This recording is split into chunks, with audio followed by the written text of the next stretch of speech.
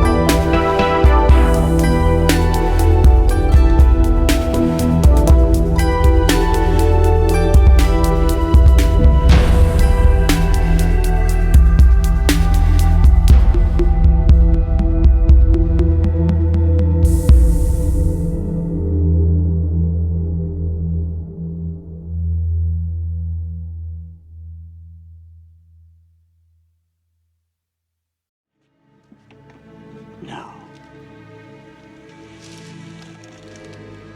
what shall we talk about? Hello, my friends. This is Brian, the Speaker for the Dead, coming to you tonight with a new video. And this one's going to be on a lot of different things. It's going to be kind of a roundup of things that I've been thinking about all week. I haven't had hardly any time to do videos or live stream or do anything. In fact, I had to miss a couple of live streams because of unexpected things that popped up. I got invited to be on the Valkyries to talk about The Expanse, and I was really ticked off because I didn't get to do it, because you all know how much I like to talk about The Expanse.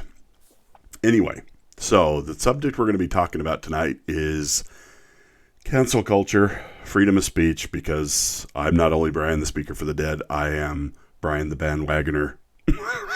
At least that's what it feels like. I mean, everybody is talking about this. And there's a reason. I mean, there's a good reason why everybody is on this right now, because this is the perfect example of someone being canceled for something that they should never have been canceled for. What they said was not that bad. What they said was true.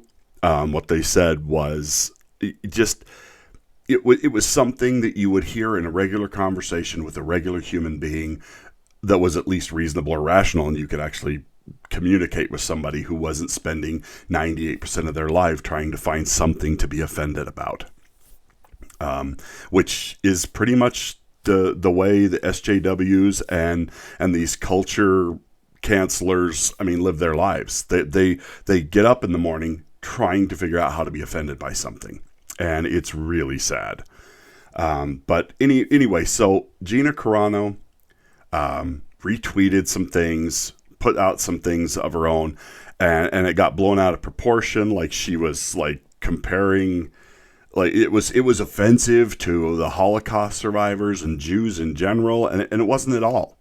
And I've heard people say, "Oh, anytime you invoke the Holocaust, you lessen your own argument." I heard that was Overlord DVD said that in his video on this. Jane's Theory had a great video on that, and I encourage you to go watch that. Her take on it was just spot on, just perfect. It really is just false. You can't say that when you use the Holocaust, or you compare the Holocaust to something, it weakens your argument. It doesn't. Well, it depends on the argument, really. If you're using false comparisons and things to get a point across that has nothing to do with that, then yeah, you're just trying to play off of a human tragedy to sell some product or to sell some horrible argument that doesn't make any sense. This argument did make sense because, the Yahtzees, well, that's what we're going to call them, because if you say the real word, well, you're going to get just, canceled, because we can't use words anymore. It's like living during the Tower of Babel. I mean, nobody can talk to anybody else. We can't use words. Everybody thinks the words that we're using mean different things. It seriously is. I absolutely think that it must be what it was like to live during the time of the Tower of Babel, where the language was corrupted and nobody could understand each other. That's where we are.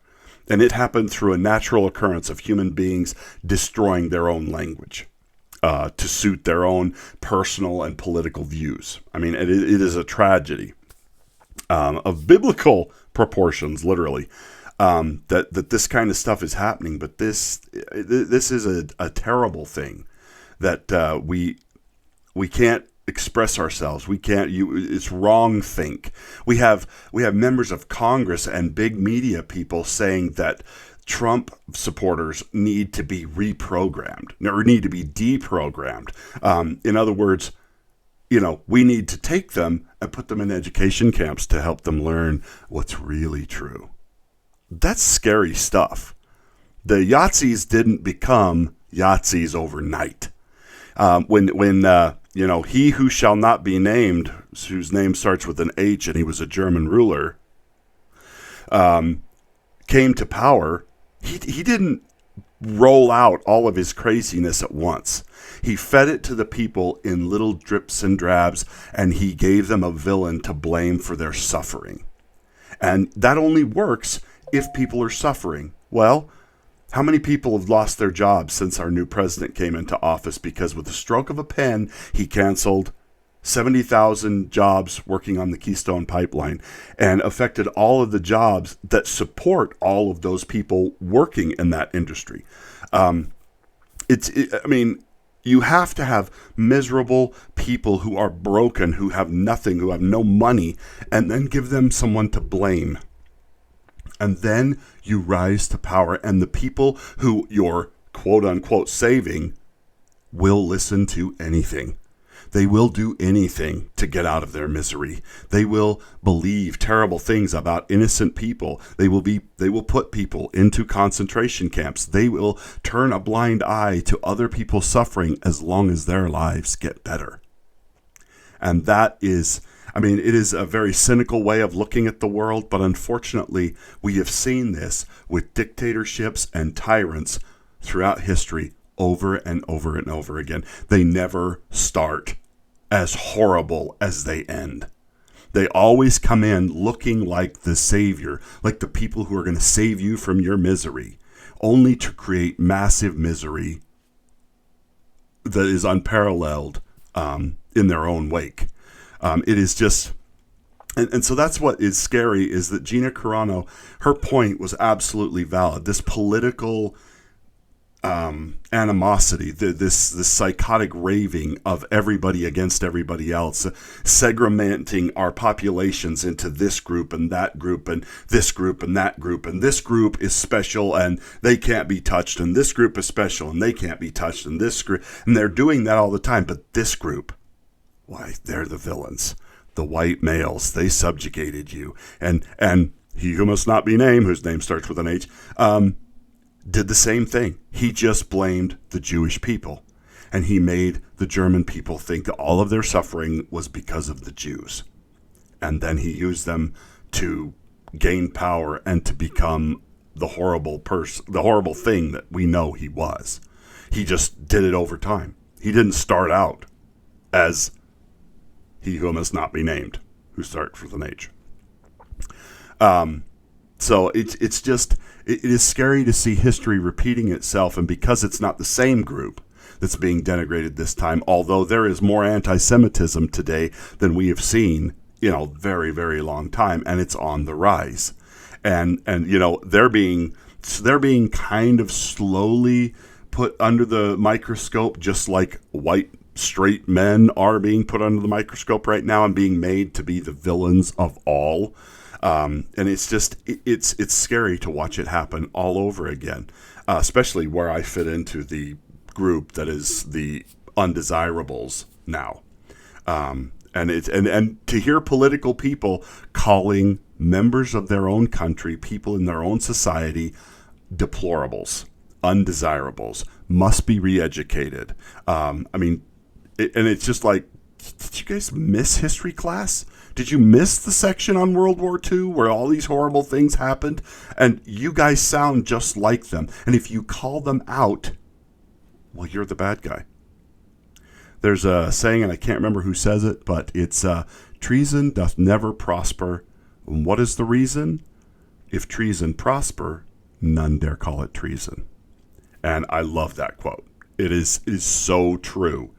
And stuff. And when patriots are called traitors, I mean, it's the world is up is down, down is up, left is right, right is left, good is evil, evil is good. I mean, all the things that we just don't want to see happen.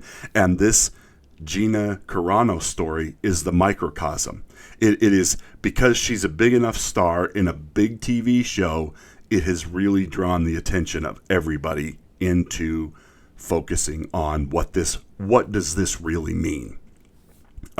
Because if you look at Gina Carano and how she's been treated, as opposed to Pedro Pascal, who did the exact same thing except worse, he really did what she's being accused of. He got off scot-free. Nothing's happened to him. He's fine. He's a hero because he has the right views other than what he said. So that's just overlooked. And that's what's scary, is that some people can say and do terrible, horrible things. Nothing happens to them. But somebody who's on the wrong side of the political the group that's in power right now, or the people who are the loudest psychotic group crying in the media, they get destroyed for making true, legitimate points. I was watching an anime today called Akame ga Kill, and it was kind of scary, the similarities between that anime and what's happening right now. I like that anime. It's a great one. If you should go watch it if you haven't ever done it. It's about a society that's become corrupt and it's destroying itself, and a group of revolutionaries basically are trying to out the corruption by wiping out those who are corrupt and evil to the point where they can't be helped. They can't be fixed.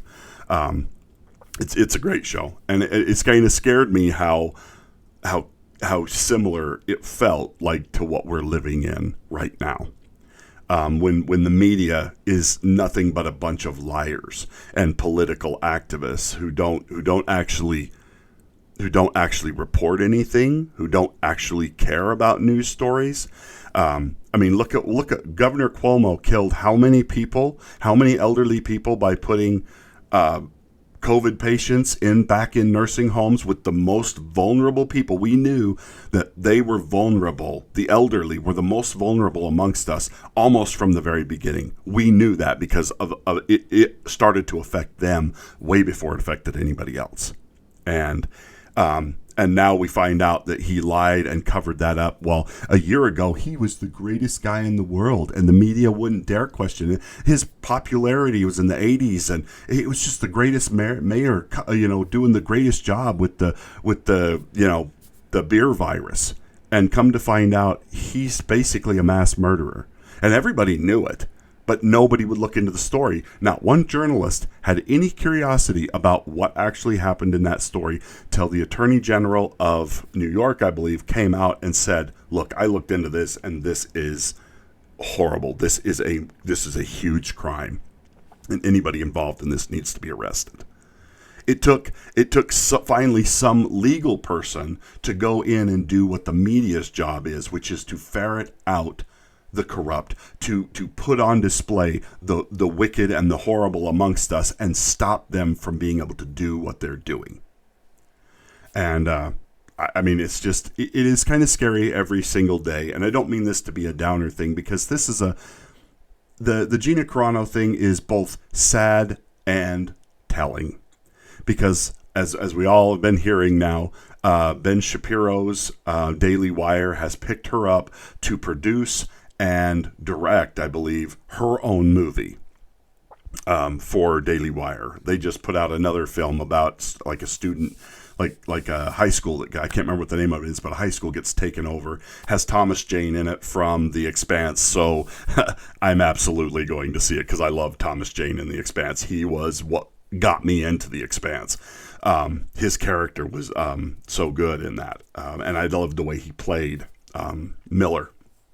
So it's just there's hope. There's hope that people are rising up, and Disney is facing a huge backlash as they should. Now, I had started watching WandaVision, and I was going to talk about it after this next episode, which would be the 6th. Well, if it's out, I haven't seen it, because after this Gina Carano thing, I was just like, I'm not going to give them any publicity. I'm not going to do videos on that. I'm not going to hype their show, which I was actually starting to enjoy, because the parent company is the one who let Lucasfilm do this to Gina Carano. Disney allowed this to happen and is still keeping Kathleen Kennedy, who is a horrible human being and the destroyer of Lucasfilm, in that position for political gain, because they don't want to fire a woman. They don't want to look bad by firing a woman. It's just like, you're not firing a woman, you're firing an incompetent human being. There's a difference. Stop trying to categorize everybody into these little groups that are all protected. You know, the only group that should be protected is the human race. That is the only race that matters. That is the only race that should matter. Not the black race, not the Asian race, not the Caucasian race, not the whatever race, whatever group you want to quantify and qualify, the transgenders and the gays and this group and the LGBTQISA plus Z, whatever. The only race that should matter is the human race. We should all be treated equally and judged on our merits, just like Dr. Martin Luther King said in his speech all those years ago. And we have taken what he said and have gone 180 degrees the opposite direction of what he told us we should do. And he was right. It's sad to see that something that started from his legacy has ended up in Black Lives Matter and Antifa and stuff like that. Not that I am grouping those two together, but I'm sure they think they're carrying on his vision, and they're not. They're not at all. We do need police reform, but not the way they want to do it. That's why I can't support Black Lives Matter or anything they want to do, because I can't stand what they stand for. Go look at their website. You'll be like, whoa. So we need to stand up and stand against this. Vote with your wallets. Do not support companies. Do not support people who go against your values and destroy what matters to you. Gina Carano is a perfect example of someone who was not going to sit down and be quiet. She is talking about human trafficking, which is a horrendous thing, and it happens so much now. Human trafficking, sex trafficking, all that kind of stuff, and she's bringing awareness to that. She's bringing awareness to depression and all of these other great things, and trying to make people laugh and not taking herself too seriously, and not jumping in on the bandwagon of he, him, her. I identify myself as. It's just like, no, you know what? I already identified you when I saw you. You're a male, and you're a female, and you're a this, and you're a that, and you know what? That's just what you are. But isn't it weird that now we seem to have completely flipped the world on its head to where it's the religious people, it's the moralistic people, it's the atheists who are common sense people who are trying to save science, who are saying, no, you're born biologically a boy, you're born biologically a girl, that's what you are. And whatever you want to call yourself after that, fine, you can call yourself that. But in reality, this is what you are, because genetics determined that. Science determined that. And isn't it funny that we're the ones defending science now, and the climate crazies and the transgender-iters and all of them other groups are the ones trying to deny science and saying you can just be whatever you want. It's like, yeah, but not in the way you mean it. It's just, we need to fight back. We need to support what is good and shun what is evil. And not because they tell us what those things are, but because we know it. Every human being is innately born with this, with the spirit of truth inside them. That little voice that whispers to you what is right and what is wrong. It's why some people who grow up in the worst environments grow up to become some of the best people. And some of the best people who grow up in great environments with great parents, never struggle, become some of the most horrible human beings in history. Because we're all born with that, and whether we choose to listen to it, that's what determines everything. Whether you want to call it the Holy Spirit, whether you want to call it your conscience, whether you want to call it just nature's moral compass, we're all born with that. And whether we choose to listen to it or not determines a great deal about what we are going to be as human beings. And I don't mean to be sound religious. I am religious, but I'm okay with people who aren't religious, who don't believe in God, who don't believe in what I believe. It's fine. I'm okay with that, oddly enough. I don't need to convert anybody. If you want to convert, I'll help you. But I'm not here to convert anybody. This is about, we all need to agree on a moral code. These are the rules, and these are not. And these are the bare minimums. And apparently somewhere along the line, our society decided to just take the moral playbook and throw it out the window. And without some kind of moral foundation, some kind of structural guideline, law and order, whatever you want to call it, everything collapses. Everything becomes chaos. And trust me, you don't want to live in chaos. You don't want to live in the world that we lived in this last year, where cities were burning, where federal buildings were being attacked all over, and courthouses were attempting to be burned, and destruction of property and businesses and homes and lives, and people were killed, and police officers were denigrated and destroyed. And yet when a different group rioted near the Capitol, where the powerful people are, it was the worst thing ever. Nobody burned anything. Nobody destroyed anything other than a couple of windows. I mean, I don't agree with what they did. They shouldn't have done what they did any more than Black Lives Matter and Antifa should have done what they did. What's wrong is wrong, and it doesn't matter who's doing it. You see, that's what a moral center gives you. It gives you the clarity to know what's right and wrong. Pretty simple. And it's sad. I'm glad that Gina Carano is going to go and work on a project that it will be solely hers, and she can use it to bring us something that will be truly special, just like she is. I'm glad she's going to get that opportunity. And I hope Lucasfilm realizes the mistake that they've made, and that the backlash, because I'm not talking about their crap. I'm not talking about Marvel. I'm not talking about any more of their crap until they stop going down this road. I am done.